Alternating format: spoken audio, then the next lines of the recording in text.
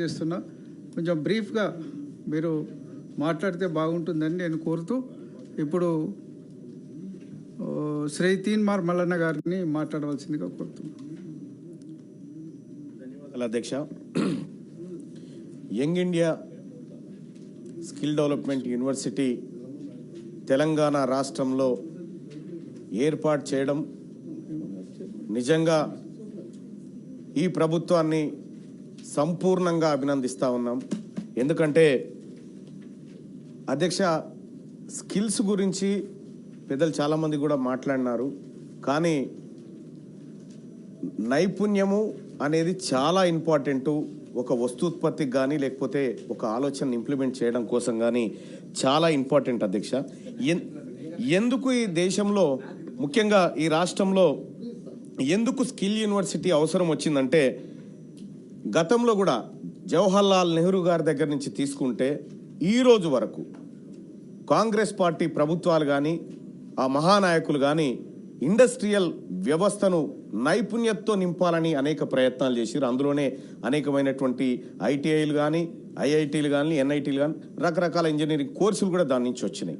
So ఇటీవల కొంతకాలం ఐటీఐలు కొంత నిర్లక్ష్యానికి గురైపోయినాయి, అందులో ఏం లేకుండా పోయినాయి.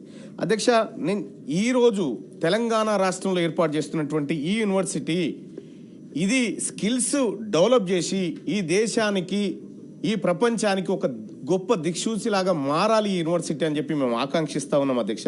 ఎందుకనంటే అధ్యక్ష, భారతదేశంలో సగటు వయసు 29 సంవత్సరాల అధ్యక్ష. ఇది అత్యంత కీలకమైనటువంటి వయసు. ఈ వయసులో కనుక వాళ్ళకు నైపుణ్యాలు ఆ శరీరానికి మనం అందించగలిగితే చాలా గొప్పగా మనం అందించగలిగడం, ఒక గొప్ప నైపుణ్యతతో కూడినటువంటి యువతను తయారు చేయగలుగుతాం అధ్యక్ష. దాని ద్వారా ఏం జరుగుతుందంటే ఈ దేశంలో చాలా గొప్ప మార్పులు వస్తాయి. ఇంకో 20 ఏళ్ల తర్వాత ఈ ఆలోచన వచ్చినా వేస్ట్ ఉండే అధ్యక్ష. ఎందుకంటే మనం ఒక విషయాన్ని కనుక పరిశీలిస్తే అధ్యక్ష, ఇక్కడ డెమోగ్రాఫిక్ డివిడెండ్ అంటారు అధ్యక్ష. అంటే ఎక్కువ మంది పని చేసే వాళ్ళు ఉండి తక్కువ మంది వాళ్ళ మీద ఆధారపడేటువంటి వాళ్ళు ఇప్పుడున్నటువంటి భారతదేశంలో ఉన్నారు. కాబట్టి ఈ సమయానికి సరైన నిర్ణయం రాష్ట్ర ప్రభుత్వం తీసుకుంది.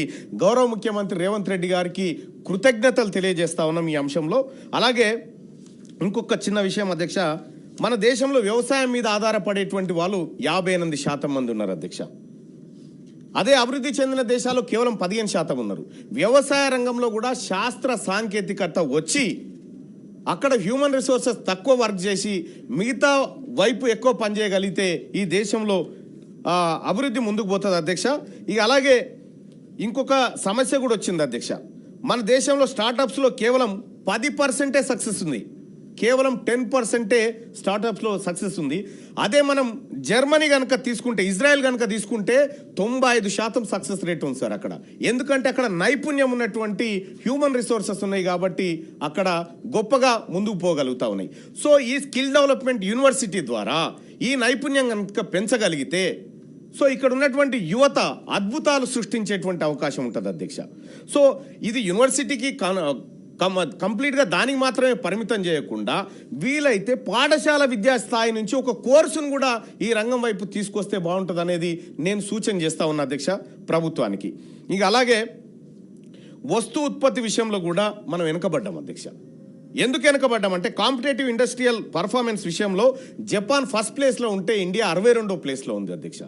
సో వీటన్నిటి కారణంగా తక్షణం ఈ భారతదేశానికి ఈ స్కిల్స్ డెవలప్మెంట్ యూనివర్సిటీలు నైపుణ్యం నేర్పేటువంటి ఇన్స్టిట్యూషన్ల అవసరం ఉందని గుర్తించినటువంటి మొట్టమొదటిగా ఇప్పుడున్నటువంటి సగటు వయసు విషయంలో 29 వయసు ఏదైతే అనుకుంటున్నామో ఈ సమయంలో ఈ ప్రజలకు ఈ యూనివర్సిటీని అందించినటువంటి రాష్ట్ర ప్రభుత్వానికి కృతజ్ఞతలు తెలియజేస్తూ, అలాగే ఆ యూనివర్సిటీలో రిజర్వేషన్ల ప్రాతిపదికన ఏదైతే ఇప్పుడు బీసీఏలో ఉన్నటువంటి నైపుణ్య కులాలు ఉన్నాయి, కొన్ని కుల వృత్తుల కులాలు అద్భుతంగా ఇప్పుడు ఎక్కడి నుంచో వచ్చి వినాయక విగ్రహాలు తయారు చేస్తారు. ఇక్కడ ఉన్నటువంటి మన ఈ శాలివాహనులకు ఇస్తే అధ్యక్ష అద్భుతంగా వినాయక విగ్రహాలు తయారు చేయగలుగుతారు.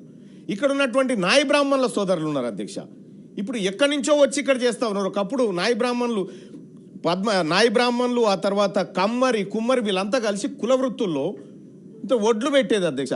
ఒడ్లు పెడితే వాళ్ళు అద్భుతమైనటువంటి నాగలు తయారు చేసి ఆ రకం అక్కడి నుంచి ఇక్కడ వరకు చాలా పరివర్తన చెందుతూ వస్తుంది కాబట్టి స్కిల్ యూనివర్సిటీలో ఈ నిమ్న వర్గాలకు అత్యధిక ప్రోత్సాహం, పూర్తి స్థాయి ఫీజు రియంబర్స్మెంట్లు ఫ్రీగా ప్రభుత్వం అందించాలని నేను తమరి ద్వారా సభ ముందు పెడతాను అధ్యక్ష. ధన్యవాదాలు.